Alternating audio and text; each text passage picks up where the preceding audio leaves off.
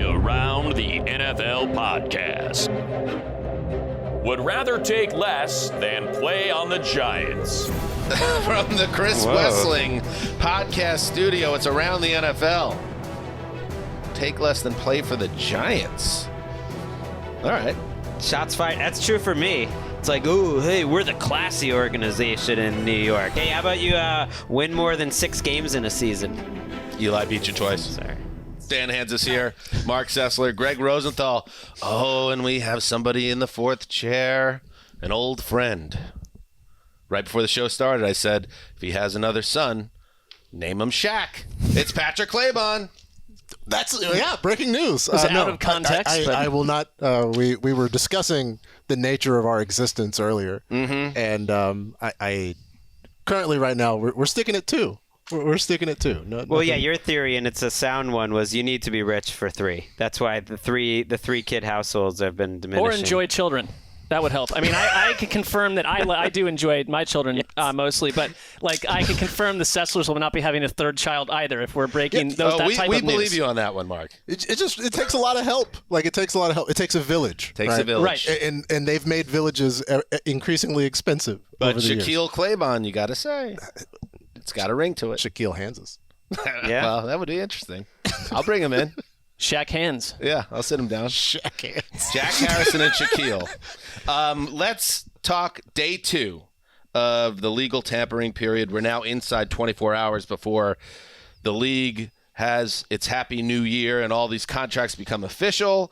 And what are you doing? Why are you throwing your arms up? You just were I forgot that, and I was like, the whole thing is stupid. The league year starts on Wednesday. Well, by the way, I honestly forgot about that. That's even a thing. It is a common complaint. We've been complaining about that for a long time. It is an incredibly dumb way to roll it out. Because we'd like to get the details right. Right. For all intents and purposes, the league year began yesterday. Yeah, so fair. It's not like people are reneging on deals from Monday on Wednesday, although we kind of had one happen today, and we're going to get to that around the Cowboys. I'm just saying lift the procession.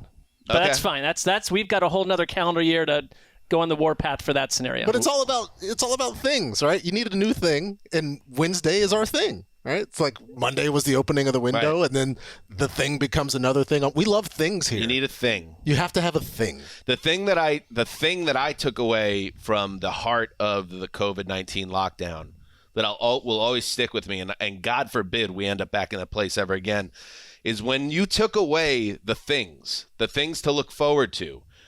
This meet up with friends, this vacation, my family coming to visit, the start of this, opening day for baseball. When you took away the things and you were just in a world without anything to look forward to, that was, to me, as dark as it got mentally. You need structure. I mean, I think you do especially need structure, and I appreciate You need that Wednesday. I don't know, because I take it back. I don't think everyone feels the same way as you do, but I just respect felt like what I was you're saying. floating, Right. And weeks and then months passed, and I was like, I'm just untethered. Part of me enjoyed the mapless chaos of it all for a bit of time, Right. And then it became just We all did when we were tedious. drinking, and it's like, oh, isn't this cool? We're in our little bunkers.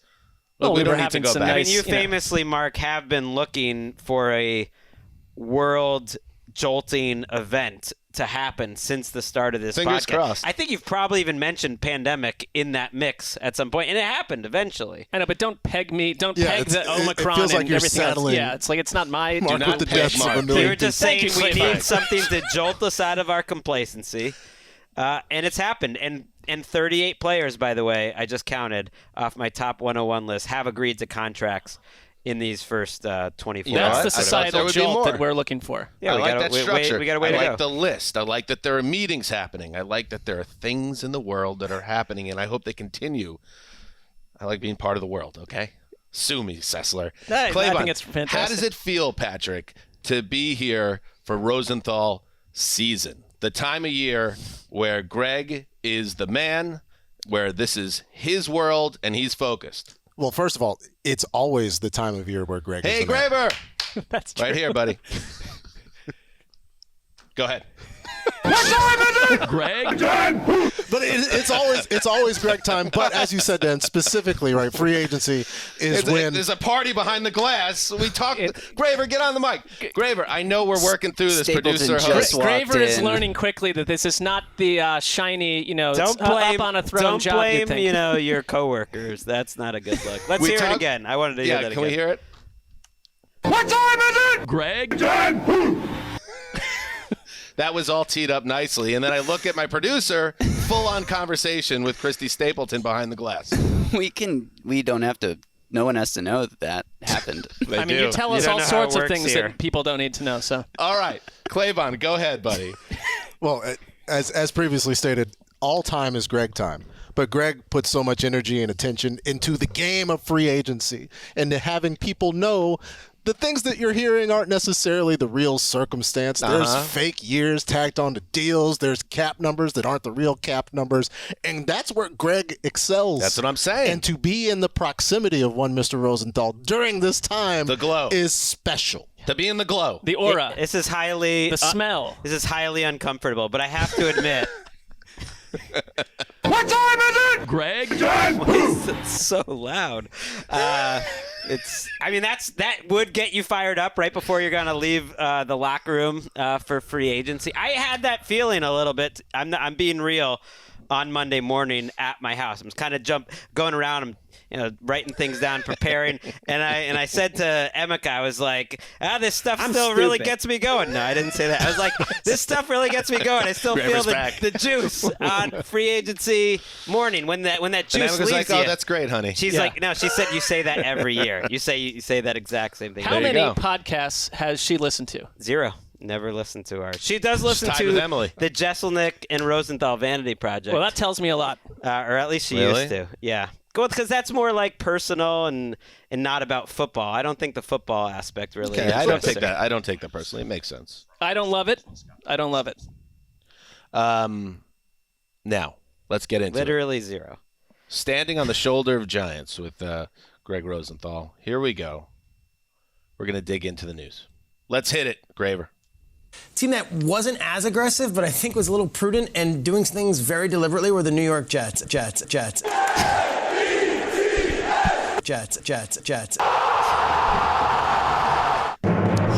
in, baby! I'm in! I'm back in! Year. I'm in! This is their time of year. There has not been one free agent period that you have not enjoyed since we've done this podcast. This year is different, though. There seems to be... there's a wisdom to the moves they're making. It's not just drunken sailor spending. They're not doing the Jaguars move.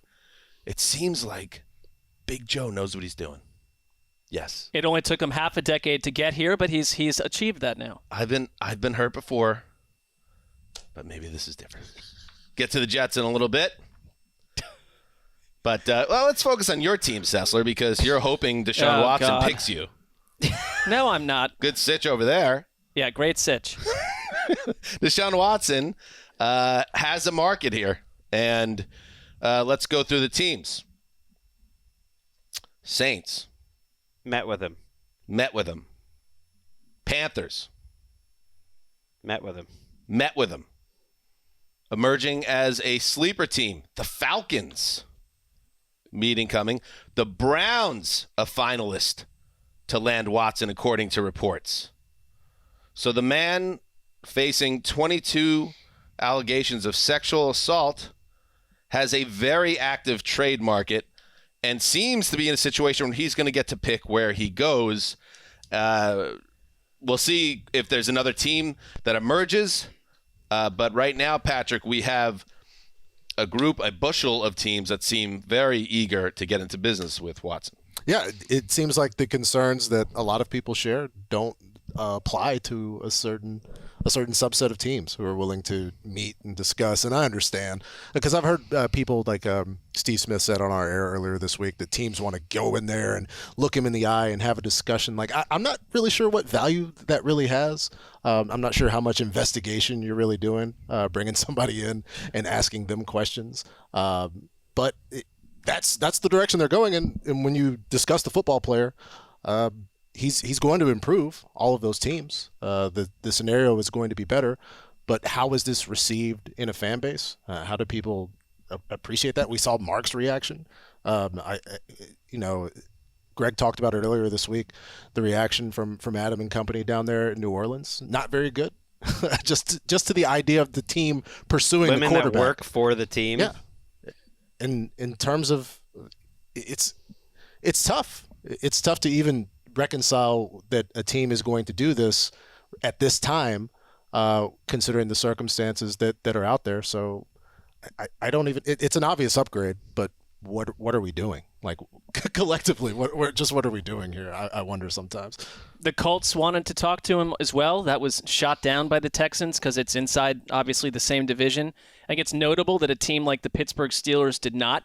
There are teams out there that have taken a different stance, and I would just say personally as a Browns fan, that team has put that fan base through so much for so long that if this is what you see as your avenue to becoming a Super Bowl contender, no, thank you. I just kind of feel it's just the energy around it, everything that has to do with it. There's so much actually in Cleveland under Stefanski and others with their current coaching staff where they've actually put such an emphasis on hiring female coaches, hiring female staff, it changing the way that your organization looks, that this is a hard right turn in the other direction. And it, like from a football angle, it's super clear to me that we are getting closer and closer by the day to Baker Mayfield never playing another snap for the Browns. Because if this thing falls apart, and I don't think the Browns are the first in this race, I think he is the next piece to fall out of that roster. But in general, as a Browns fan, no interest in this. It's a weight. It's annoying, and it's not worth the idea of winning. Not with him. I am curious what these meetings are about, because you want to talk to him. He's going to be such an important figure in your organization. You want to see how this is moving forward. I guess one thing I would be looking for if you were a team was, are you going to be as vocally pushing back and unapologetic about what's happened as you were in the tweet? Because I think that even for the most cynical team that doesn't care about what he is alleged to have done, you would think that would make a difference. His agent's first tweet when he was not charged last week was keep that same energy. Basically, like, if you came at us before, you better be giving us credit now, or you're not part of our team. And Watson certainly had a very confrontational attitude, unapologetic when he was found. So if that's how he's going to be answering questions, he's going to have to answer questions eventually publicly and still make it as unapologetic as possible while he's battling these civil cases. I would think even the most cynical team would have some concerns with that, because they have women that work for their organization that they presumably care about. They certainly care about, you would think, their fan base. And then that would be part of the equation. And that it does make me wonder, is that why other teams are being floated to get into the mix? Because the part where he was comfortable enough to meet with the Saints and Panthers, and we're doing a lot of speculating, but for that to happen, there has been speculation in the league that maybe some loose trade terms have been kind of agreed to at that point, and that he's kind of up for those teams. So why do you have to meet with more teams? Like, why is this still happening? I don't. It's hard to say because there's so little information that's not coming out except for from the agent. In other news, all right, so this happens. It's not unprecedented, but it doesn't happen a lot. A player agrees to terms with the team during this legal tampering period, and then, whoops, changes his mind, goes elsewhere. And in this situation, it centers around Randy Gregory, the talented pass rusher who has really popped for the Cowboys in recent seasons. He had agreed to a deal to stay with Dallas. It went as far as the Cowboys' Twitter and social media announcing the deal. They had a whole article on the website, too. Oh! Someone pre-wrote that thing. A whole pre-written article goes up. We know how that goes. And then That used to happen to Marc a lot. Do you remember that? he got popped a couple He times. was like, yeah. he got banged on the Well, I have pre-written ones. like the Jimmy G tape study thing where he was going to become their starter, and then I don't know, Brady In came New back England in, or something? Yeah, Yeah, it was that just was a good like one. lost into the universe. So the deal with Dallas falls apart, and quickly the Broncos close with Gregory on a 5-year, $70 million contract, a great addition for Denver's defense. people that watch Gregory and watch the game look beyond just the stats, which are somewhat mundane, and say this guy is a stud who will only get better as long as he could stay on the straight and narrow on the field and off the field. But Gregory now will be teamed up with Bradley Chubb, Mark, on that defense. So not only do you have Russell Wilson anchoring the offense, now Gregory becomes a major addition to the D. The Broncos are cooking with grease. I kind of love this for Denver. Grease? Gas. Either I think one. it's not grease is not something you'd be cooking with as a core substance. I think it comes Bacon grease? Yeah. I mean, if you throw some grease on that fire, though, it's blowing up. So that's right. nice. I mean, it could amplify the You scenario. put a little bacon grease in your scrambled eggs? Mix I that don't. in? I'm not the first person on the panel you should be discussing probably outdoor cooking Mark with. hasn't eaten since 2017. I never actually thought about the phrase cooking with gas. Like you're putting the gas in the dish, or are you utilizing gas to heat? I think it's like in the grill and stuff, or in the stove. Yeah. I think People get all sensitive about like cooking with gas stoves too, but it's fine. By the way, cooking with grease 2026. is a thing, according to several places, including Urban Dictionary. I'm taking the win. Go ahead, Mark. What? Okay. Well, I love it for Denver. In fact, a couple weeks ago, I wrote a free agent fits, and I thought the Broncos were the one spot that Gregory really fit beyond Dallas because the Cowboys. You nailed this one? I believe I Look nailed at it. that. Like I did. And how Marc often? Sessler, I ladies and don't gentlemen. often suggest that occurs, but That's kind of out of left field. I love well, that. they needed it, and like they are, they had the Von Miller void there. Big Mark moment. It is a special time, but like Dallas though, It was worth writing this article. See, I guess it was. Dallas put so much time and energy in this, and I see a lot of people getting on Gregory for this switch here. But I don't really. I think it had to do with more contract stuff that he bumped on. I have no problem with it. Everyone that I've that is been inside the Cowboys organization that talks about Randy Gregory talks about someone who put a huge amount of effort into rehabbing who they were and who they are, and they love him. And so from the risk angle, I think I'm not as caught up on the risk. I love it for Denver. And they needed this. They absolutely needed it.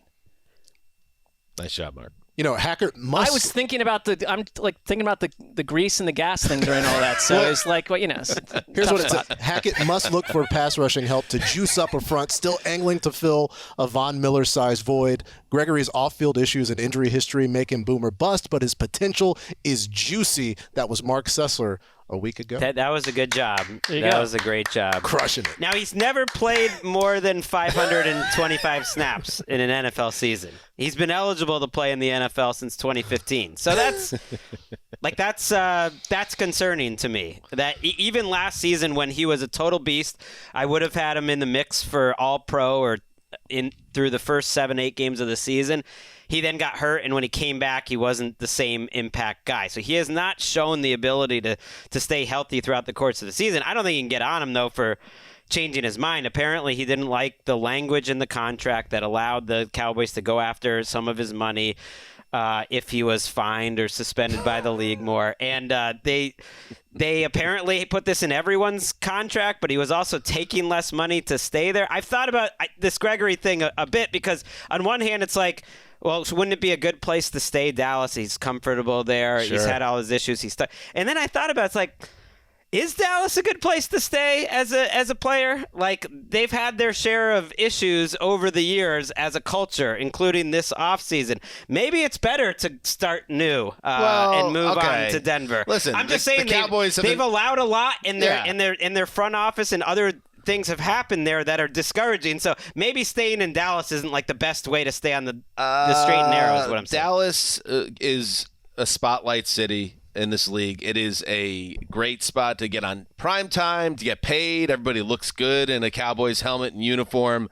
I think it still has prestige as a place to play. And they have, yes, there's always issues behind the scenes of that organization, it seems, but they've built a winner again now. So that's a good team. For 1 year, for this year, yeah. I do feel like the Broncos are likely to be put on television a few times this upcoming season as well. That's a good call. Okay. And they also signed our guy, DJ Jones, who's really Nate Tice's guy. Remember you asked him to throw one name of a guy I had too low on the list. And I thought I had DJ Jones high. I had him 35. That's pretty good for like a rotational guy. But they also signed him to a 3-year, $30 million contract. So that is a nice-looking front. You got Chubb. You got Malik Reed, who I think's an underrated player. Draymond Jones is a pretty good. A lot of Joneses up there.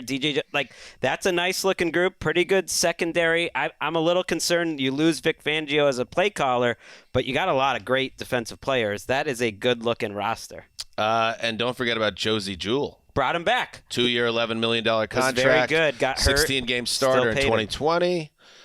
Tore his pec, blew out his season last year, but that guy could play. Shouldn't not more of these teams, I know this doesn't happen in the NFL because you need this space after you get fired as a head coach, but it's can't Vic Fangio, just plug him in as your defensive coordinator. It's less work. He's great at it.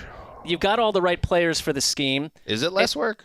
To be a defensive coordinator and a head coach? Him to stay with Denver? You're not taking all the blame. Well, I'm saying just you think he would want you've got to though? go move off into the new wilderness, but he's literally in a wilderness. He's not working right now. One thing I do like, right, but he might be turning down jobs. I mean, he's also making money to do nothing, which sounds would want him. They did hire a guy who I don't know a lot about, Ejiro Evero, who is also with the Rams, who comes from the Fangio tree. So it's they're not changing. Vic's got a tree now too. He does. He kind of does. Brandon Staley's the number one member of his tree. I would say. So we count Staley as the Fangio tree and not the McVay tree? I think he went to McVay after. Yes, because I think, first of all, he came to John Carroll and had some great ideas there. But because he kind of runs Fangio's principles on defense. Just giving out trees to anybody now.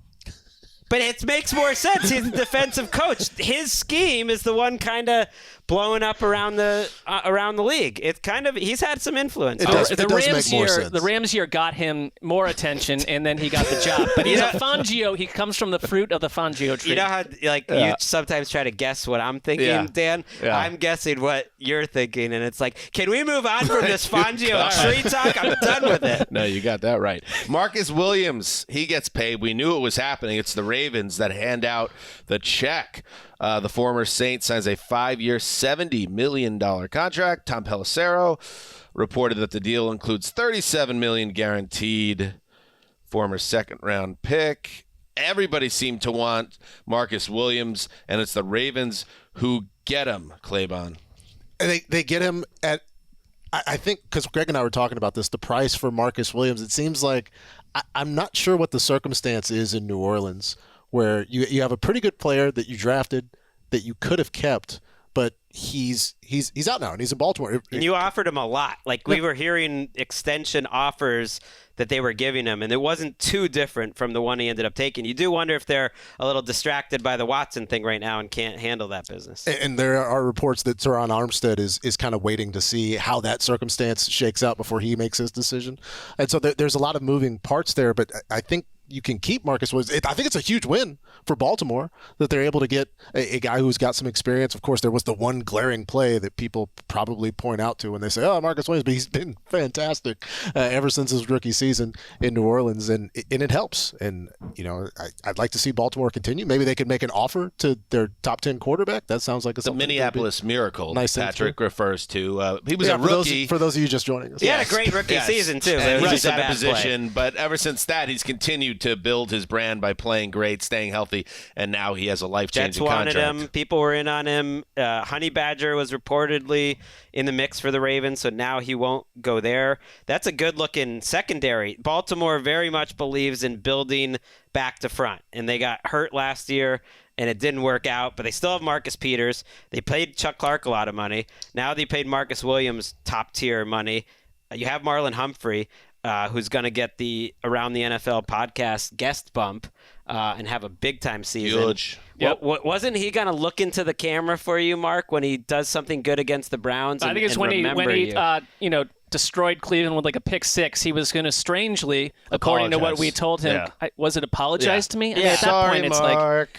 you're just doing your job. with a note? No, I think it's into the camera. Verbally into the camera. Next time you break the Browns' heart, look into the camera and apologize to Mark. It would be a big social media moment. And Patrick, the minute he left set, he forgot about that promise. He's going to do it. Marlon's going to come through. So. This will be the number one free agent signing of anything we talk about. Let's wait. What? That's a bold statement. Absolutely, it will be. This is the Ravens don't get these things wrong. This will go down as the best signing. You sound like a man who's been hurt by this organization. I also totally respect the way that they operate in free agency, and their secondary, you listed the names, is insane right now. Right. And Williams is one of those guys, the more you watch, the more tape, the bigger a Saints fan or coach you are, the more great things you hear about him as kind of the quarterback of the defense. Safeties have not gotten paid much in the last few years in free agency. It was nice to see one finally actually get it. Quandre Diggs made a decent amount of money, too, from Seattle, but he got top-tier money, Marcus Williams. Hopefully they allow the guys to cover, and they're not constantly blitzing, and they can get somebody to get pressure up front. You got this great secondary. Allow them to do their jobs. They don't really have a lot of guys up front now. Brandon Williams, Calais Campbell, Justin Ellis, Justin Houston, all free agents. Even by the standards of this show, this one feels like it's going to be a long one. Hey, Graver. We got to go big early. There's not a lot of juice. Graver, again, just like yesterday, we're not telling you how to do your job, but when Mark comes in and says the safety signing is the greatest move of all time, what was it? It will be the greatest free agent signing of all this offseason. I mean, he's doing that. He's box office right now. With lines like that, we want to play that up on social. That's social media I gold saw right what there. you did yesterday with the social. You did a nice job Very with that. creative. Credit to Randy, made the little edit. Great job Don't give by anybody else Randy. credit, Justin. You're right. That was all me. They made him look funny. It was a whole thing. I thought you did an excellent job. And they built on it. I also liked the title you gave episode, day one, Free Agent Frenzy, day one, this guy gets it. Well, he does. I'm just saying, when you're relaxing on the beach, maybe you come back with a clear mind to be titling episodes at that level, or maybe you keep falling behind. But don't get on Dan's bad side. Let's take a break. All right, we're back. We're back, and we keep moving on. Also in the news. Trade. The Bucs. They have a hole at guard. They had a hole at guard because Ali Marpet retired. And then who did they lose yesterday? Greg? Alex Kappa went to the Bengals. Went to Cincinnati. So what do? They pulled the trigger on a trade with the Patriots. And Tommy is united with an old friend. So Shaq Mason goes from New England to Tampa Bay in a trade. The details of the trade are as follows. A 5th-round pick goes back to New England, so the final 2 years of Mason's contract head to Tampa. So that fills a major need. That, I would imagine, Greg, sets Tom Brady at a little bit of ease because he doesn't like pressure right up the middle. And I guess makes the Patriots a little bit weaker. You were shaking your head. Do you understand this move from New England's standpoint? I think they're going to spend some money in free agency or else it really doesn't make sense because he's coming off a good year. He's more of a run blocker maybe than a pass guy. He's made an all-pro team. He was a PFF top 5 guard. Brandon Thorne, who I love, who really just watches the tape, he's not worried about any PFF grade. He said he's a top 5 right guard in the league. And I buy it. Like, so why are you trading him for a 5th-round pick with 2 years left on what seems like a reasonable deal? The only explanation is that Bill Belichick likes to get crazy. He likes to feel alive every now and then, and he just likes to shake things up.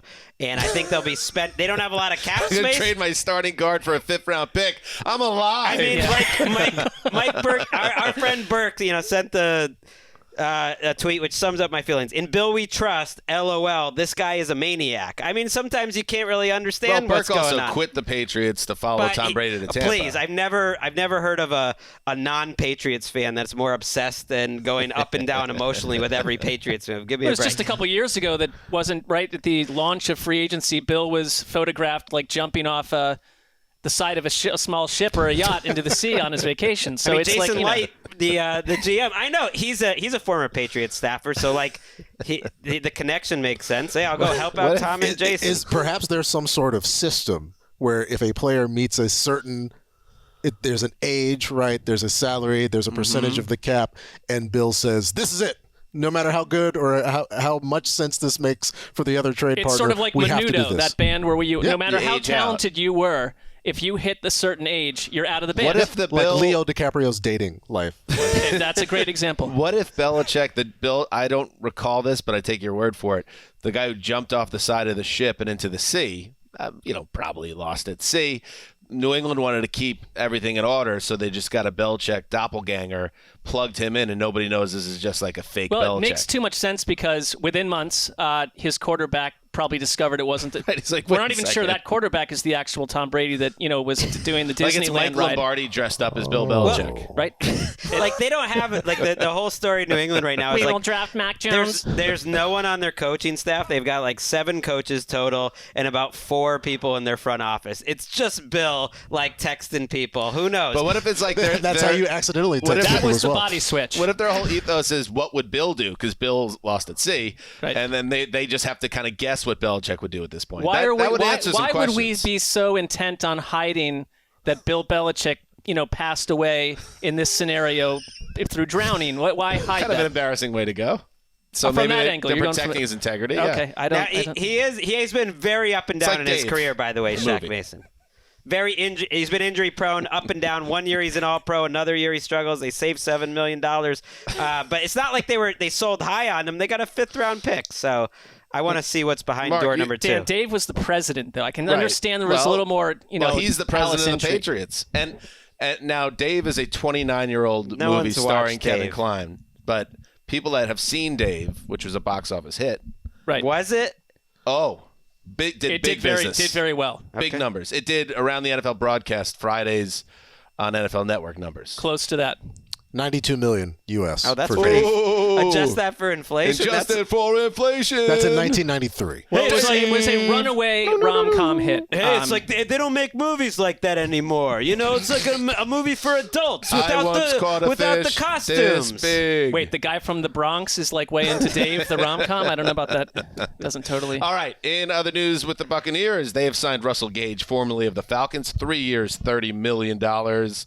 Is there just, I guess this is how it always is, but it seems, especially this year, all the guys that are wide receivers, everybody's signing for the same contracts, more or less, give or take a couple million, but I guess that's how it works. No, you're right. There were a lot of defensive linemen who signed the exact same contract. DJ Jones, Foley, Fatukasi, and BJ Hill, all the exact 3 for 30. All and the tight ends are signing for $8 or $9 right, million. this is what Yeah. Gage got. Yeah. And Zay Jones is like, hey, agent, just tell them to give me $27 million. They're like, that won't work. And then the Jaguars are like, we'll do it. That's what everyone else is doing. Russell Gage, anyway. So the Bucs add more wide receiver talent. He's a pretty good player, I think, Patrick Claybon, and now he's got Tom Brady throwing to him. So that's cool. I'd take him way before Zay Jones. Russell Gage on an offense that really had, like, past Cordero, it was Russell Gage. That was the only thing that was working for this Falcons offense, and he had Pitts as well, but I know what you're saying. Sometimes Pitts would disappear, and Gage was the guy that was stepping up. in terms of like the time that Matt Ryan had. Right. There was very little to go around success-wise in Atlanta, but Russell Gage still put up 66 catches on 94 targets, and now he's going across the division. It's like you subtract from the Falcons. Wait, yeah, you stole it from an Atlanta team that had like 2 weapons to begin with. It feels a little unfair, Robin Hoodish in reverse, but I think Tom Brady is his voice. A reverse is being, Robin Hood. Right, I well, like kind it. of like He's signing players. Right, He's Tom trading for Brady's Mason. getting Reverse everything he Robin Hood. wants. Capitalism. That's fair. He had 600 plus yards, 50 catches, and 3 touchdowns just in the second half of the year. I can't remember a player that you didn't really have any thoughts about for most of their rookie contract that looked better than Justin Gage. I couldn't believe how good Russell Gage is. I used to confuse him with Justin Gage, the other Titans guy. That's how much he sort of blended in. And he was incredible. He reminds me a lot of Chris Godwin. He can play inside, he can play out, he can get open. The quality of the catches he made, when he looked amazing. So it's kind of nice Chris Godwin insurance, because I think they're very similar. And then when Godwin is healthy enough to play, oh, great, you got Chris Godwin and Chris Godwin Light. We can use them both. This will be fun. Right. When Antonio Brown went and kicked himself off the team, Similar style, too. that left a void, and this makes a lot of sense. I love that the move. Bucs.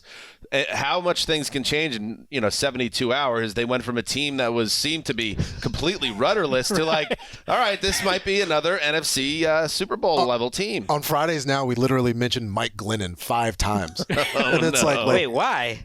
exactly. That was my question, but About apparently, in what context? apparently he would hypothetically play football for the Tampa Bay Buccaneers in 2022. If it wasn't Blaine Gabbert. Oh my gosh.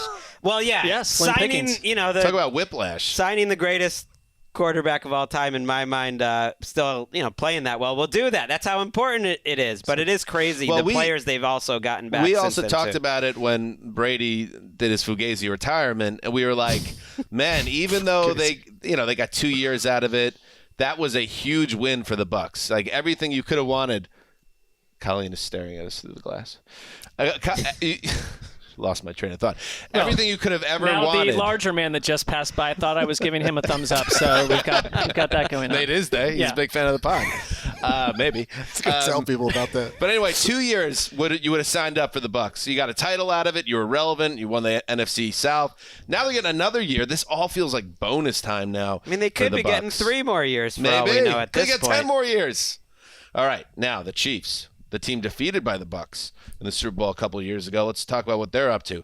They signed Justin Reid, the safety formerly of the Texans, 3 years, $31.5 million. So that ends the Honey Badger era. I'd like to know a little more about the Honey Badger situation. I know he's known to freelance and could be a challenge to defensive coordinators, but a guy who's known as like a champion, a great locker room guy. They let him walk. He's still, I know we're still early in the process, but he doesn't have a new team yet. Baltimore went in a different direction. Anyway, Justin Reid arrives as the replacement, the number 68 overall pick in 2018. He's been a starter his whole time in Houston, and now, Gregg, he joins the Chiefs. Upgrade, downgrade, what do you think? I love Justin Reid in his first 2 seasons of his career. He looked like a future All-Pro, one of the best young safeties in the league. This deal just makes me think that the rest of the NFL views whatever is happening in Houston as inconsequential. Because Justin Reid really struggled last year. At one point, he also got suspended for breaking team rules by David Culley. And it was like, no, we don't mind. Whatever happened in Houston the last 2 years, Reid's kind of known as a very competitive leader type of guy who wants to win, and he was frustrated. That was seen as dumb in real time. Right. Everybody was like, yeah, what? That suspension did not check out. It was. And I think this best is player on the team. Right. This is the Chiefs saying, like, we watched you. We know you're good. The team you were on is not good, and we're going to not worry about it and give you top-tier money. So that made sense to me. Chiefs defensive end Frank Clark has agreed to a restructured contract to remain with Kansas City. This is a bit of a surprise, Mark. A lot of people thought Clark would be a casualty. Instead, he is still with the team, and they hope that he kind of turns it around because he's never quite lived up to the billing when he joined the team as a QB terrorizer. Right, he hasn't. He's also had injuries. He had a felony gun charge that caused some fair disruption at one point. Right. I mean, he had a $26 million cap hit, so I think it's a win for the Chiefs to get him back, but you can't get this same version of him. Do we trust that he's going to suddenly become 3 times better? I don't. This one mystified me until a capologist explained it. Basically, they were going to eat. Who was the capologist? It was Eric Eager on PFF. It was like a multi. He deserves the pop. I know. It was like a couple different people, so it was tough. But essentially, they were only paying $1 million more to keep him than it would have been to cut him anyways. So you consulted multiple capologists on Frank Clark's contract. I just have It's Rosenthal season, baby. What time? If it was Gregg, if it was my season, I wouldn't need a capologist. I just saw a Twitter thread about it that made me think because Frank Clark stunk last year. And he was one of the richest defensive ends in the league. I think he's only on this team because he had rich and stinky. He had 2 sacks in the Super Bowl, Jimmy G. So I think that's like he's had some goodwill from that. But he hasn't played well. But it would have been almost equally expensive to cut him because that contract was so onerous that they gave him essentially the best contract almost any defensive end in the league got. And so it's hard to cut guys off of that. And so if it's just as cheap to keep him, then you might as well keep him. I like it, Gregg. In other news, Rams left tackle Andrew Whitworth, retires after 16 seasons in the NFL. That's how you want to go out. You want to go out as a champ. You want to go out as a left tackle who protected the quarterback, who made the big drive at the end of the game, and you get the trophy. You have the cool trophy, Claybon, the Man of the Year, Walter Payton Man of the Year. So you get that. You get a ring. You get, $180 million, however much he made, probably a ton because he was a left tackle of high esteem for many years, even if he was stuck on Cincinnati for a while. And now he walks. Hopefully he can walk, and he'll do the thing, I'm sure, Mark, where he loses 100 pounds in 6 weeks and becomes a normal-looking human again and goes on with the next phase of his life. Well, there's whispers that he is interested in broadcasting, and so he could do the Joe Thomas thing where he suddenly becomes like one of the hottest 5 people in America. Whispers. You never know. I mean, I think he's going to be in the NFL. Wait, do you think Joe Thomas is one of the 5 hottest guys in America? I think Joe Thomas. We can't let that go. No, I would say this: like from where Joe Thomas, when he was like at his beefiest as a left tackle, right, to what he turned into, like even in current hour. Like, is a shocking But I have to say this. Upgrade. I'm going to say this for all the beefy guys out there. You just assume because he drops the weight, now he's more attractive. What about the whole community that liked him as a big and beefy? That's why it's total eye of the beholder, subjective scenario. But I do think that most would say that Joe Thomas, post-playing career, like upped his game a little bit. I mean, he just looks like a warrior. So why am I still? We don't need to keep. Why am I still discussing this? It's not good for his heart. All that extra weight. He had a job and he catered his body to his job. Yeah. And now he's got a different job. Whatever body type Joe Thomas or anybody, Andrew Whitworth, wants to have, body type is fine. Go for it. Right. Live your dream. I was not saying that I am anti other body types. I thought you were doing a little shaming there. And I personally look at took my body offense type. to it. I mean, it's like, who's going for that? Nobody. So it's like I am able just to see what I think generally would be attractive in someone Andrew else. Whitworth Maybe. made $107 million, according to SpotRack. That's also attractive. Feels like it should have been more. Maybe. Feels like it should have been more. I always He's thought a good football player for a long time. I think PFF. Yeah. I don't want to give him too much credit, but I think they helped him get paid. I really do. He was like one of those guys that was number 1 in the PFF rankings year after year, and people were like, huh, Andrew Whitworth, this guy from Cincinnati. And eventually he ended up getting that top-tier money. Whose career finished any better than Andrew Whitworth, getting Walter Payton Man of the Year award with a rousing speech on Thursday and then winning the Super Bowl against your former team on Sunday, and he might end up in the Hall of Fame for it, and he had this beautiful moment with his kids on the field after the game. Mm-hmm. That was Daddy's last football game. That's it. No more. I'm going to be home with you guys. Okay? Promise, I'm going to be a better dad. I'm going to be around more. I'm going to coach the crap out of you boys. We're going to have some fun. That's nice. Well earned. And you could hear it in his voice when Tom Brady was saying the same thing. He's like, I can't wait to be around you kids all the time now. I'm going to have a great time around the house. Bleep, bloop. I can't wait to be around that wife of mine all the time. And he just never, in his voice, you could hear it. It wasn't genuine. You hear it, Andrew. He was ready to move. It's authentic. He also got the mic drop moment at the parade where he called out the teams that said he was too old. It's like you get to do that. It's true. He kind of like Brady. He's helped change the expectations of what a 40-year-old tackle can do. They did sign Joe Noteboom. We mentioned it yesterday on the show to replace him. A nice replacement. I got to find out who the oldest player in the league is now that Whitworth shut it down. Well, Tom Brady. Other than that, yeah, that's who is number 2? He's back at top. Whitworth was too. Yeah. Probably a kicker, like a punt. Is there a punter? Like, what about there's got to be a punter out there that is Reggie Roby.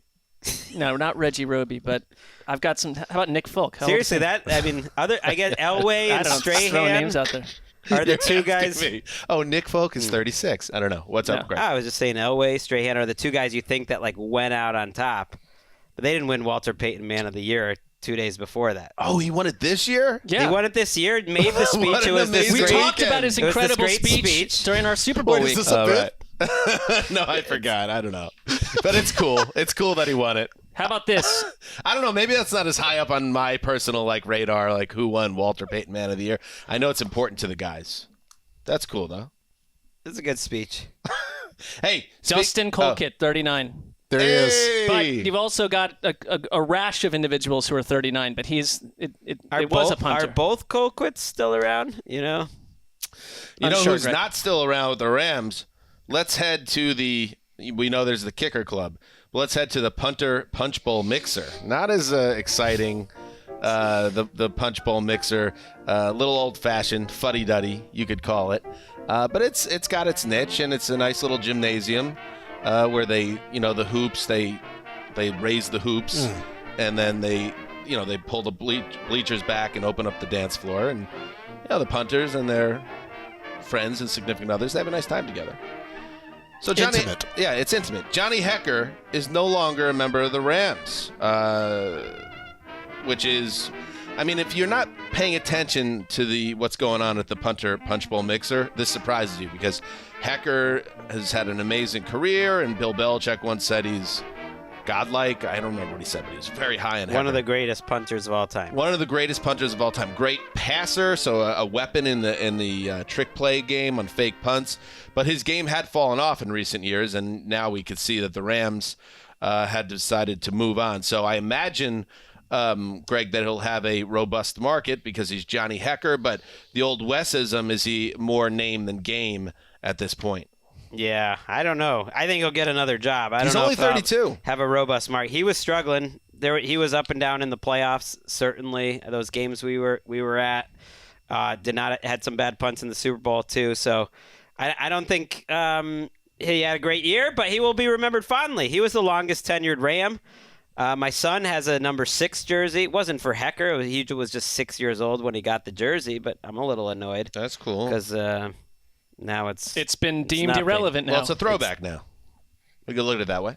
It's fair. Yeah.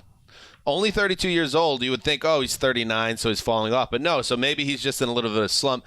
Also, the largest punter you will ever see, we've been at Rams games at the old Coliseum, at SoFi, and when he walks by you, you're like, there's no way that's the punter. He looks like a linebacker. Well, he will look different than everyone else around that punch bowl. He's going to be look a little more intimidating. He's an alpha. He's got a great arm, mixer. too. Oh, that's true. He made a lot of big plays. But right now, are you body shaming people for height because he's taller all of a sudden? No, I'm saying he's a striking presence as a punter. Based on what? Your body based on his physical body, not because he's 5'2", right? No, Mark's not happy. He's with no, large. I'm just saying. This on him do before. you see how quickly you fell into the same trap? I don't quite. I know where you're going, but I don't totally. I know where follow. I've gone. Sorry, Patrick. Why are you apologizing to me? I think there's going to be a Bones Fossil and Johnny Hekker reunion in Dallas. I think that's going to happen. They do need a. Good one. They do good need dot connect, bro. A punter. Brian Anger, one of the only punters in the history of the top 101, is on there. Cowboys punter, maybe the best punter in the league last year out of nowhere. He's a free agent. One little tidbit. Yes. From behind the glass, Randy offered this. Jason Peters, age 40. He has Dustin Colquitt beat by it looks like less than a year. Hang in there, Jason. You can do this. Got to find another I've job, though. that we're not going to come back with any more updates, but that I didn't was nice, though. Randy came in. He absolutely did. And saved the day. Yeah. He's just passed Randy McMichael on the all-time NFL Randy Power rankings. Bullock is next. Not a lot of competition there. Yeah, who we got? We got Gregory. McMichael, Bullock. Got Moss 1. Oh, yeah. That was a bad job by me. Chavez. It's going to take you a while. It's going to take a while to get there. Catching Randy Moss is going to be tough. But it Keep doesn't doing mean you what can't. you're doing, though. Keep doing things like that, and in about 17 or 18 years, you'll be there. It's about cumulative effort. Before we take a break, it's time now for news and notes presented by Upwork, where you can build the team that will build your business. Learn more at Upwork. I'm giving the Jacksonville Jaguars the Upwork treatment because they've been insane in terms of their moves. We talked about all the different acquisitions yesterday as they essentially are looking to do a reboot and saying take two with Trevor Lawrence after the abject disaster of Urban Meyer and the 2021 season. So anyway, here's the update around the Jaguars. They released Miles Jack, who was a big-time player for them once upon a time, but has fallen off a bit, and now at 26 years old, he hits the open market.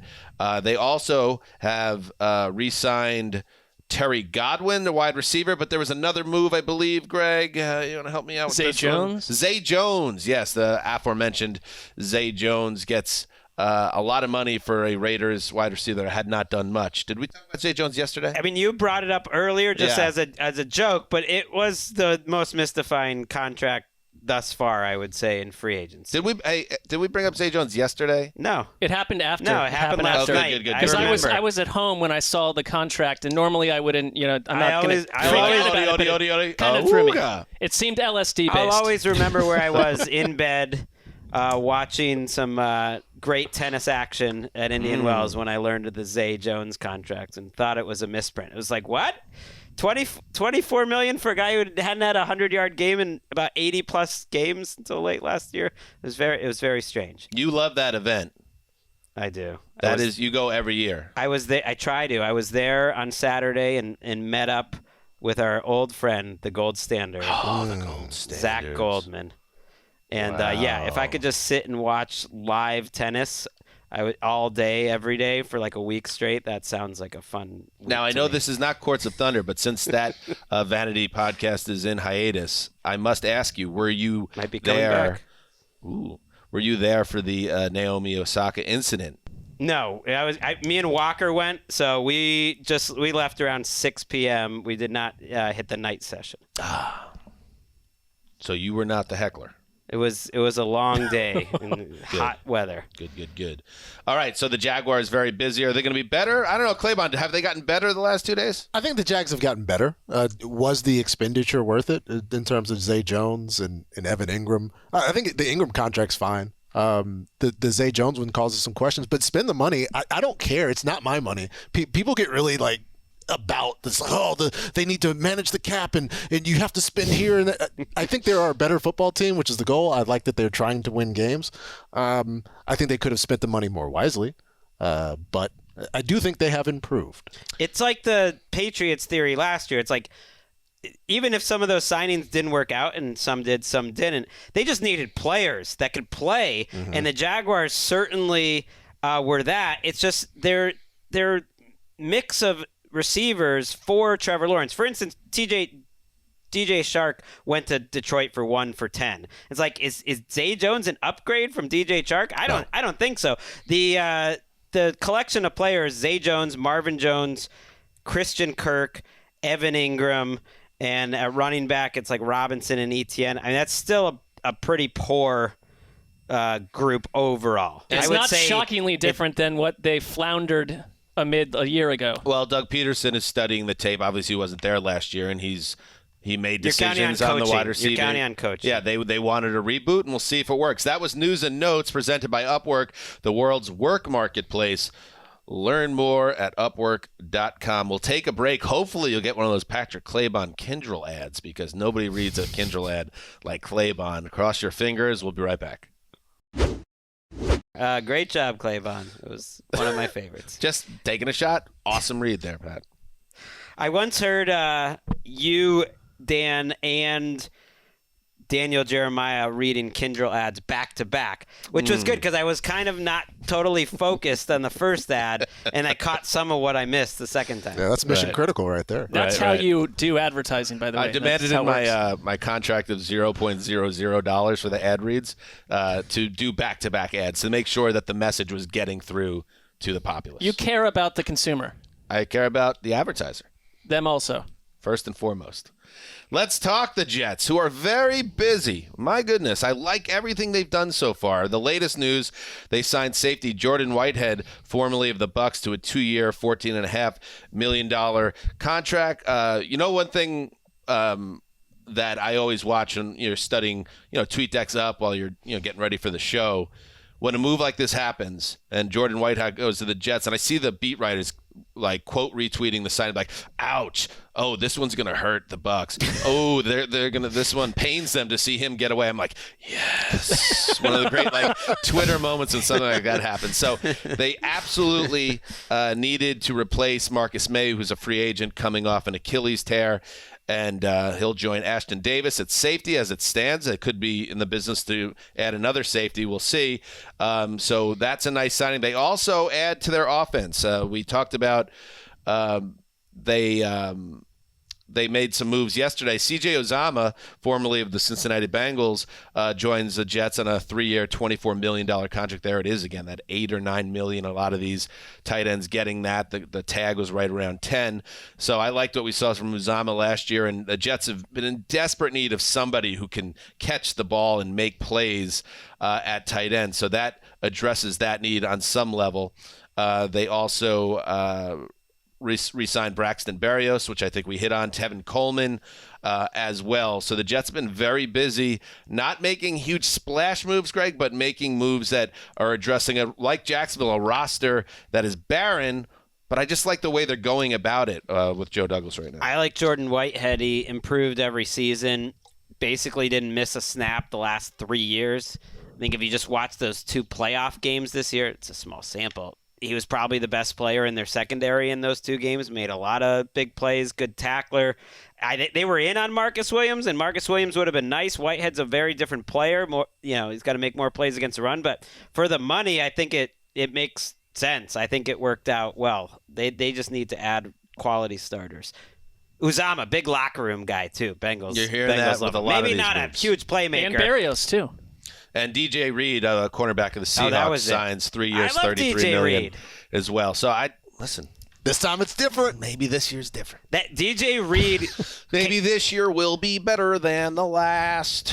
Well, it can't be a whole lot worse. Saleh knows how to coach up the secondary individuals, so I like the vibe. Right, he was there when DJ Reed was drafted, I believe, by the 49ers, made very little impact as like a 5th-round pick there, then went to Seattle and was awesome. That's one of those things, if he was a 1st-round pick and he put together the year and a half that he just put together, and he's not a tall guy, he might be like 5'9" or something, like he would have gotten double the money just based off draft pedigree. He was great for Seattle the last year and a half. It's just the law of averages. At a certain point, they're going to hit on a mix of players that makes them relevant again. But, the Zach Wilson thing cannot be understated. He needs to take a significant step forward. So I would think that their next move, whether it's the draft or maybe an Allen Robinson, you got to add more around the kid. But we're very close to me feeling legitimately spicy about the offensive Jets. line, new red zone target, draft brings wide receivers. I mean, it's never a great sign as a fan base when you're leaning hard into the law of averages will bring us back around, but you're not wrong. Eventually, it's going to work. I mean, the Cincinnati Bengals were 3 plays away from winning the Super Bowl this year. Anything's possible. Here's the lines. We mentioned DJ Shark. He goes from the Jags to Detroit on a 1-year, $10 million contract. Obviously, they need to build more playmakers out around Jared Goff to give them a chance on offense. I'm not saying Shark is the answer, but he's had his moments. They also add to their defense, Charles Harris, the former 1st-round pick, is re-signed to a 2-year, $14 million contract. He had a nice season for them last year, career-high 7.5 sacks, 10 tackles for loss. So they say we're keeping that guy in our building.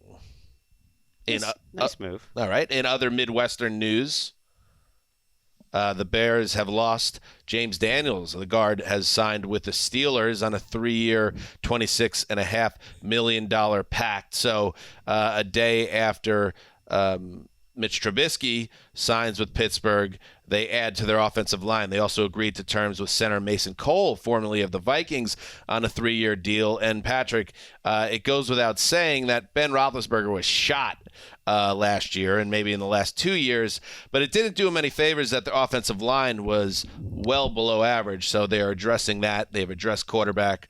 We'll see if these guys can play the guitar. And it seems like an admission that the much discussed nice air guitar there. Thank you. The much discussed offensive line overhaul of 2021 did not go as planned. No. All that Najee accomplished, he did in the face of tremendous adversity. Right. And so you like to see it. You like to see teams that admit that, hey, this did not work out, the plan did not work out, the players did not work out, and we're coming at it. It reminds me of the Bengals a little bit. Yep. Yeah, and I like what Pittsburgh did. They've added 3 offensive line. James Daniels got a decent amount of money. He was solid for the Bears, a young player who's played a lot. They also signed Mason Cole. I think you mentioned they just needed upgrades.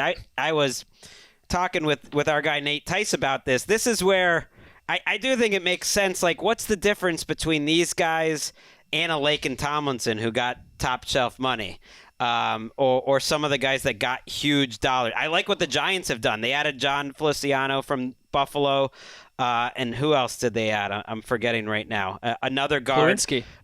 Right, who can play. Like the difference in these guards feels like it's not a huge amount if you can coach them up between like the middle to lower guys. You just need guys. The Giants didn't have guys. The Steelers didn't have guys. They got some guys. In other news, trade alert, spicy Sizzler. You got, I think this is Wes's boy, somebody's boy, Chase Winovich. We all like this guy. He did fall hard for Chase, but I was into him too that preseason where he like dominated. The Browns have acquired linebacker Chase Winovich from the Patriots in exchange for linebacker Mac Wilson. So there you go, a little linebacker for linebacker swap. You get a handsome, fair-haired Winovich, and I know that means a lot to you, Mark. Winovich, thank you for saying that. 11 sacks in 19 and 20, and then he wasn't used the same way. They don't have Jadeveon Clowney. They don't have Tack McKinley, and so they're looking for pass rushing help, and I think that they're not done on that front. Mac Wilson is from Alabama, very hard-working player who I think is – Wes and I also talked about Mac Wilson because there would be moments where you could see it, and then it would go away. And so I think he will actually fit well with the Patriots. Winovich, I don't understand. He always seemed like he was a really good pass rusher, and he was always on Bill Belichick's bad list. Well, maybe he's a malcontent. I kind of like that. Yeah, they would be honking a little bit, but I don't know why. It's like they needed a pass rusher. They never played him. I was reading some tweet replies to one of the Pats beat reporters when they announced it, and apparently he kind of got on the bad side of some people by being way out front, like doing a ton of commercials and off the field ventures. Who cares? I'm not saying like the Patriots. That's the I'm not saying that's why he got on Belichick's bad side. It wouldn't surprise me. I'm just connecting some dots. Right. Like, why would people on Twitter care about that? Right. It's like get him out of here. He likes to do commercials and make money on the side. So dumb. Well, because don't you think Patriots fans have become like so indoctrinated? They're such Belichickites. So like we also don't agree with that culture. Don't promote yourself. We've got to bury this thing that like the Patriot way is to be a certain way and have, like it's to execute and have and have good players. But they do have their types. I mean, their free agency has been almost comical. They bring back Matthew Slater, who you always got to bring back. One of the great special teamers. I think he's of all 63 time. now. But, James White brought him back. Nick Folk brought him back. Kirk Ferentz's son brought him back. It's just like a bunch of guys that Belichick likes to have around. Brian Hoyer. They're gonna learn this eventually. Brian Hoyer. But here's the dirty little secret: like the Patriot way worked because Tom Brady was the quarterback. And Tom is on TV every second. And they changed. They did make the playoffs last year here with a rookie quarterback. That's hard to do. Tom Brady, by the way, famously unretired yesterday or Sunday. Famously, yep. You remember that? Are we cycling back into yesterday's news items? We are, because I have something to mention about it. I forgot earlier, and it was brought up. I've heard from some listeners today on Tuesday's First Things First, hosted by Nick Wright, who I'm a fan of. Okay. And I got brought up on apparently as part of this show. Great. Come on. Oh, no, I know. But the you idea have to, that he was bullied you got to subscribe to by more Gregg Rosenthal. Boston media. That was talking about Tom Brady. Wait, can you play that again? It was talking about how Tom Brady's I just want to hear it again. I liked how he said your name. Tom Brady's dad essentially was saying that Tom Brady got bullied into retiring by the media. That like the media was reporting this stuff, and so then he literally said that he was bullied into retiring by the media. Play that again. Come on. Oh, no, I know. But the you have idea to, that he was bullied you got to subscribe to by more Gregg Rosenthal. Boston media. You are a bully. Nick big, was mean like, bully. who is like the least intimidating member of the NFL media Why would I could possibly think of? Were you linked into Boston media there? Is that what happened? No, I think he was just trying to Boston say media, like, maybe. that the media was reporting this, and he was just using me as a person who could represent any and all NFL media. I feel like there would have to be some more connection than He that. also threw in Ian Rappaport Let's hear and that Tom one too. Pelissero You got that one too. I didn't Yeah. want to give them credit. Later on, he also did that. Oh, my half-a-billionaire, one of the world's most famous people's son, greatest football player ever, got bullied by Ian Rappaport. You won't imagine how hard it was for him. He didn't want to retire, but Tom Pelissaro released a report, and he had no choice. Get out of here! What are these idiots talking about? Pelissaro takes 2 sabers to the neck on that. Yeah, he didn't get the pronunciation What in the hell right. are they talking because about? the father is saying that the concept that Tom Brady would be cajoled to unretire because media, Right. Nobody's, and the way he's sort of saying their names is that they're not It's like of ill somehow repute. that he was so intimidated or pushed into retiring because all these places were reporting it. Not that I was reporting It is a preposterous idea. We literally have celebrated the man's birthday on air every single year. Also, but why we would- breathlessly report every venture he undertakes, including movies, commercials. It's nonstop. Nobody has any power over Tom Brady. Why would Tom Brady's dad Even Giselle, I also it's think fair. it's nonsense, but why would Tom Brady's dad cook that up out of thin air and tell a radio station that was aggressive by Claybon there. That was like a Sesslerian right there almost. Why would Tom Brady's dad just cook that up out of thin air? I'm not saying the I whole believe thing it. is but confusing it's to me, just, and why, I just why I feel even like I say need it to. though? Maybe Tom Brady's dad's the one who's Love you, Tom. I love Tom Brady. Love you, bro. Giselle, I can't wait to spend the rest of my life with you. Every day, every hour, every week. I mean, we were on that beat every year. the minute it was announced that he was. He didn't even miss an OTA practice. He never even filed the paperwork. Yeah, but the minute you saw that, What a month it was must have that been at beach home. photo. You knew that was not working. He was Got a man in so prison. worried about the First of all, he realized he couldn't get out of there, and then he was so worried that they could have any sort of competitive disadvantage in terms of not keeping these guys, that his boys were about to leave, Ryan Jensen, and he couldn't make signings, that he had to get it done quick. Since we're bringing up the Patriots, let's just touch on 2 other moves they made. They re-signed Nick Folk to a 2-year, $5 million contract. He's been a real steady guy. He's 37 years old, Mark. I know you were really hankering for that age data on Folk. He's going to turn 38 in November, so that's for you. Thank you. He looks great for his age. He's been very good for the Pats. He's a journeyman of all journeymen. And then James White, former Super Bowl hero, re-signs 2-year, $5 million contract. So he ain't going nowhere, and he will continue to share a backfield with Damian Harris, Ramondre Stevenson. Oh, now I'm remembering. That was kind of an annoying fantasy backfield last year. For you, yes. Yeah. You had Damian Harris. But Damian, he stepped up in fantasy playoffs. That guy's a player. He's the best player in that backfield. Just hold on to the I ball. like Stevenson. Well, I think he's going to become a bigger Well, there factor. were waves. Last season Yeah. was funny. If you were tracking that backfield closely, it was like Damian Harris season. Everyone's like, this guy's unbelievable. And then he got hurt, and Ramondre Stevenson had like a 130-yard game. It's like, this is the true stud of this backfield. Oh, yeah. And then Damian Harris is, by the end of the season, is scoring 4 touchdowns a week in the regular season. It was like, okay. Then like Brandon Bolden comes in and Brandon spoils your Bolden's season Sunday. is here. Yeah. I think the fantasy issue with the Patriots backfield is more of how the Patriots handle injuries than the actual. This is the host, by the way, of NFL Fantasy Live on NFL Network. So do you want to get in? I know what they're doing with the network coverage this week. It's like, oh, we're going to throw it to Adam Rank. Here we go. Let's get the whole crew in there. Michael F. Florio. Get Florio in the mix. How about Patrick Claybon now? Give us a little fantasy spin. That's it.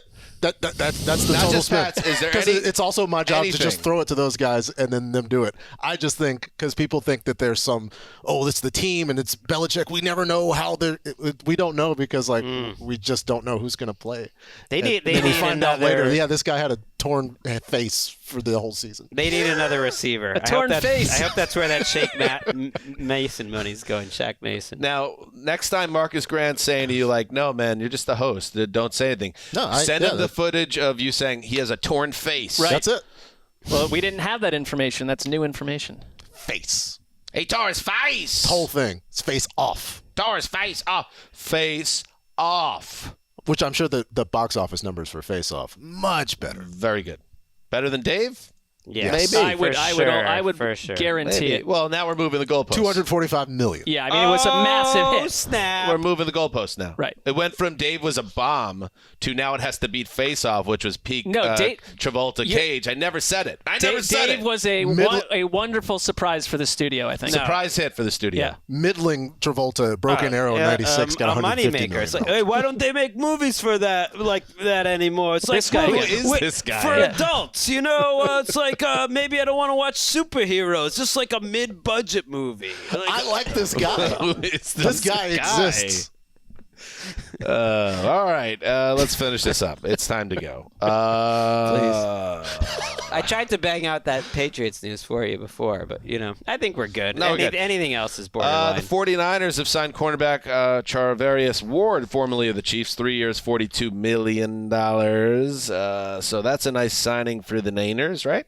It's one of those guys that anytime you watch him, like, wow, this guy seems really good. And then PFF grades him really highly, and yet no one ever kind of mentioned him as one of the better cornerbacks in the league.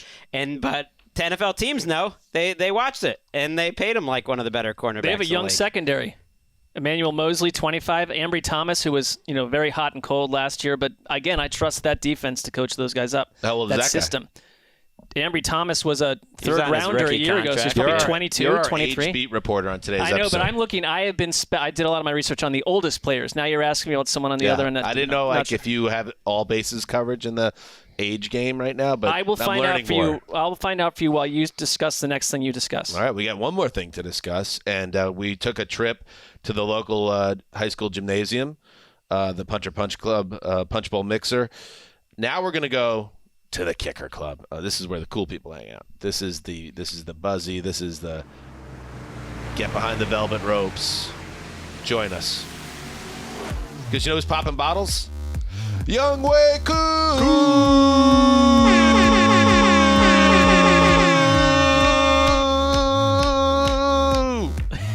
5 years. Kickers don't get 5 years. $24.25 million. 11.5 guaranteed. You know what's better than $1 million? $1 billion. That's what Justin Tucker gets on his next deal. But Koo will take this. Locked up through his age 32 season. Second highest paid kicker in the league. Trailing only the aforementioned Justin Tucker, who's making 5, and it should be 10. And I'm literally not joking. That's how valuable he is to his team, and he is a one of one. Wait, Justin Tucker only makes $5 million a year? $5 million? That seems absurd to me. Mm-hmm. Seems like an opportunity to exploit. Yeah, that's a little crazy. If you really think of it, no offense to Foley Fatukasi, who I liked a lot. But the fact that Fatukasi is making double what Tucker makes? That's what I'm saying. That's pretty crazy. It's unjust. Tucker is a guy who actually creates points with his feet. And he does it at a level that we've never seen before. All right. Anyway, he needs to hold out and change the game. He needs to be like Le'Veon Bell for running backs, except more effective in terms of changing the market. You know how Le'Veon Bell said he was doing it for the running backs. Tucker's just got to sit out until he gets more money. He should hire. Doesn't matter. It was the unselfish nature of that Le'Veon Bell holdout that always stood. That stuck with me the most. He should hire like Odell's dad. And put together just like a clip of all the other kickers in Ravens history sucking. Left. Like Matt Stover pushing one right. Matt Stover was an excellent kicker, by the way. For about 15 years. Sorry. Well, no, I mean, that was the last Cleveland Browns kicker before they moved. So, legendary figure, obviously. It's been a very solid kicker. Been an excellent tradition, Ravens kickers. Ambry Thomas, by the way, 22 years old. Listen to this factoid. Born on 9/9/99. Oh, there it is. Mm-hmm. Matt Stover's 54, by the way. Makes sense. He was kicking in the 90s and early aughts. Patriots will have him in for a tryout later. Anyway, Koo was awesome last year, 87 or 94. 87 94 in the past 3 years, and makes all his extra points. 13 of 14 from 50 plus. So when we watched how he did his business up close, 5 feet away, we were standing on the sidelines right next to Koo. In London, right? In London, and we were impressed at the intensity and how seriously he took his job. Not really like we wouldn't think it, but it's a raging intensity throughout the game. Also converted multiple onside kicks in the dead ball onside kick era as well. He's right. Shout out to Koo. Versatile. Strong guy, too, Guy lifts weights. Oh, yeah. Very thick in the legs. He does the thing where he cuts the bottom of the pants. He needs those thighs to breathe. nice move. I You like only that. get that insight when you are down on the field. Right, like we that's were. good. Literally once. Good note. We wish you were there, Mark. It should be said that Mark, due to health issues, was not able to join us in London. Wasn't the same without you, and we understand bringing up Younghoe Koo's thighs gives you a little FOMO, and I apologize. It gives me motivation to get back to London or at least to a Falcons game. Fair enough. Patrick, you've said it all. Thanks. You've come here, and this is a big show to be on. I mean, we don't just hand out the golden ticket to be on the legal tampering period episode unless we know the guy has the goods. Patrick was on last year's free agency frenzy. That tells you everything. I said, hot damn. Just That's stacking good wins over research here. by the Gravedigger, too. Hey, Grave Yeah, Digger. didn't know that. And another really strong episode from you. I mean, there's just no other way around it. Thanks. And, life is good on a beach during the biggest week of the offseason. But what's more fulfilling? Being behind the glass. Certainly maybe smarter from a career standpoint. I'll leave it there. Let's see. The top 10 free agents available. Teron Armstead at number 1 on Greg's list, still out there. Von Miller, number 3, Cowboys still out there. sniffing around, supposedly. We'll see. Von Miller has I believe a ranch outside of Dallas or in Texas. I'm trying to figure out your does. list here. It goes from 1 to 3, so they're just pulling it out. They're and then, taking players that were signed and putting them at the bottom. So Chandler Jones out of the original okay, I kind rankings. of like it because you see where their original ranking is. Okay, so Teron, number 1, Von Miller 3, Chandler Jones. A little surprised he has not found a team yet, but it's still early. A lot of people were doing work for his agent over the build-up to the start of free agency. But generally, when a player doesn't sign now through, 36 hours almost, it's a sign that was some phony stuff. If he had the money that he wanted, he would have signed by now. Not that he's not going to get a great deal, but he's not getting the deal that was expected and maybe people were promising. Honey Badger is out there at 6. Allen Robinson out there. He was 8 on Greg's list.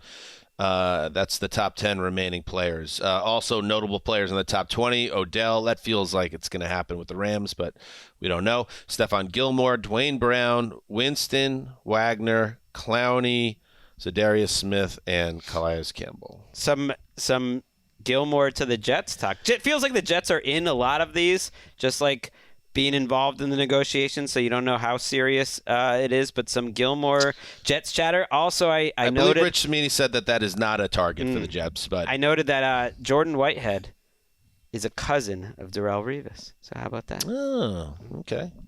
Enough time has passed where my frustration and anger towards Darrell's second time with the Jets has passed, and I want him to be a part of the Jets family forever, so I'm happy to hear that. That's very nice of you. Yeah, it's a big step for to you. allow Darrelle Revis access to the. Well, I mean, listen, he literally stole from them. Most but people, It takes 2.